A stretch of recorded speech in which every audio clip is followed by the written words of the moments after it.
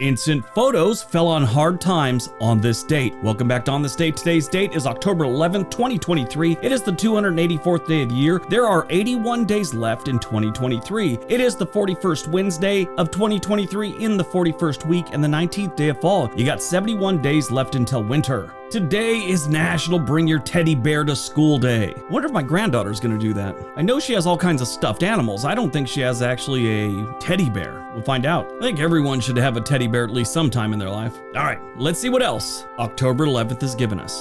1614, the Netherlands Company applies to the State General of the Netherlands for exclusive trading rights in what is now the northeastern United States.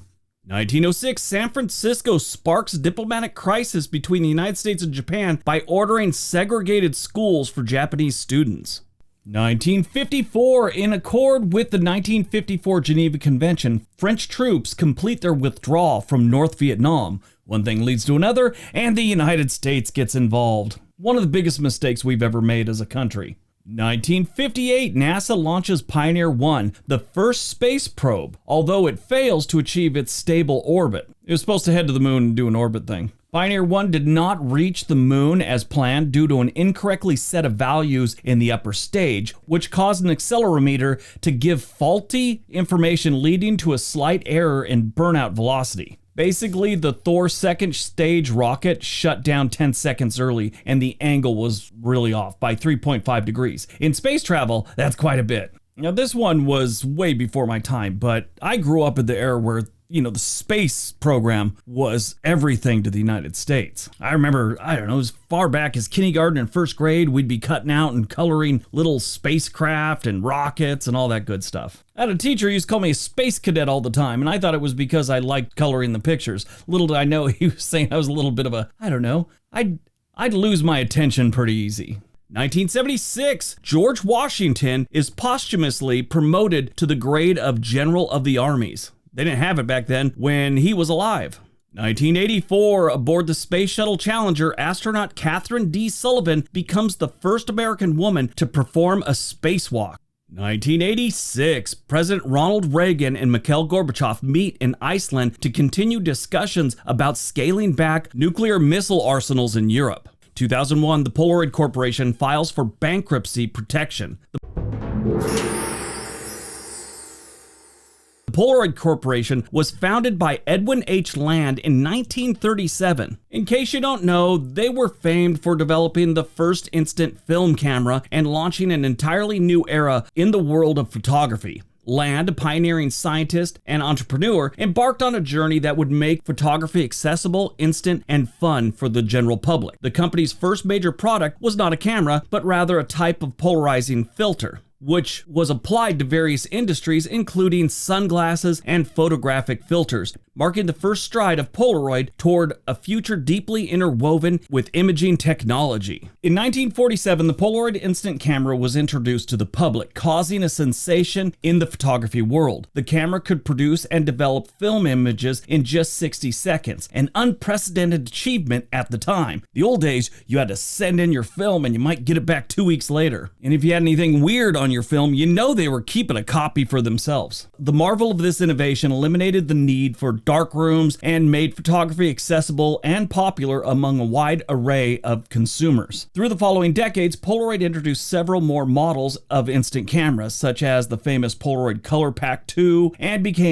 this became a cultural icon, synonymous with the instant imaging and identified with practical, user-friendly technology. That's what it says on their website. However, the advent of digital photography kind of killed Polaroid in the late 20th century. And this continued on through the early 21st century, which I guess we're still in right now. This was a challenging period for Polaroid as the demand for instant film products waned. The company filed for bankruptcy in 2001, reflecting the widespread shift towards digital imaging technologies. Despite these setbacks, the Polaroid brand has survived, navigating through various ownerships and maintaining a presence presence in the contemporary market, where it has carved out a little niche among enthusiasts of analog and instant photography. I think my daughter's got a Polaroid camera. Today, with a touch of retro appeal, Polaroid continues to attract a new generation of photographers, blending nostalgic charm with modern photographic innovations. Yeah, but it's nothing like it used to be. It's too bad. I remember, I'm old enough to remember, they were quite the craze. Polaroid cameras. And no, you didn't have to shake it.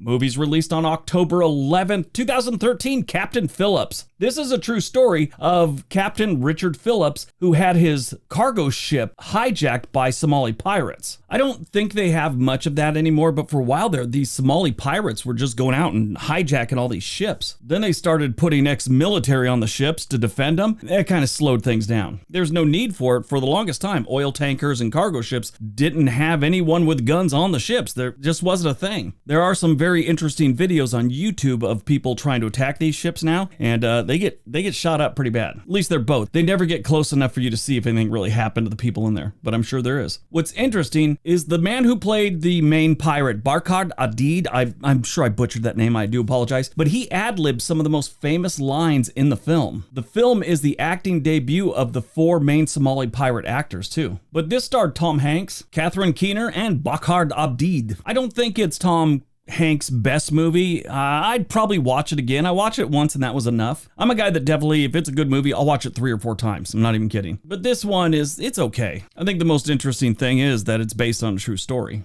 Born on October 11th, 1962, Joan Cusack. I love her. She's just my favorite type of weird. This is John Cusack's sister, who provided the voice for the cowgirl Jessie in Toy Story 2 and Toy Story 3. She also became known for her recurring role as the wacky Sheila on Showtime's hit series Shameless. Yeah, she was extra weird in that. Anything she's ever been in, she's been kind of weird, but on Shameless, she was definitely out there. She studied English at the University of Wisconsin. Her debut film was Cutting Loose in 1980. She's actually an Academy Award winner. She won it for her role in Working Girl and another one for In and Out.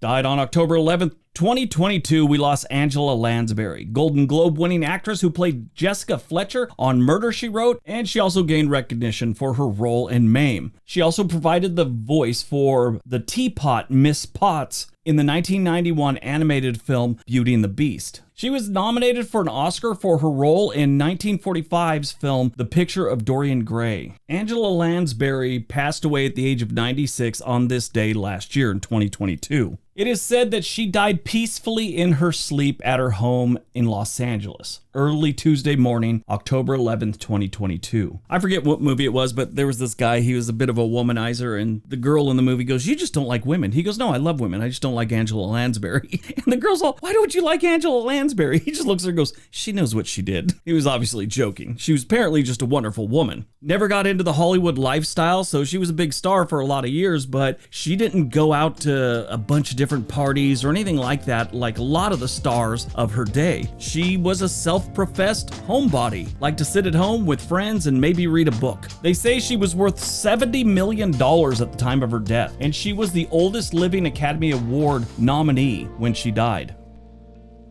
All right, that's today's video. Hope you guys enjoyed it. Hope you got some information out of it. Now go out, have a great day, and be nice to each other.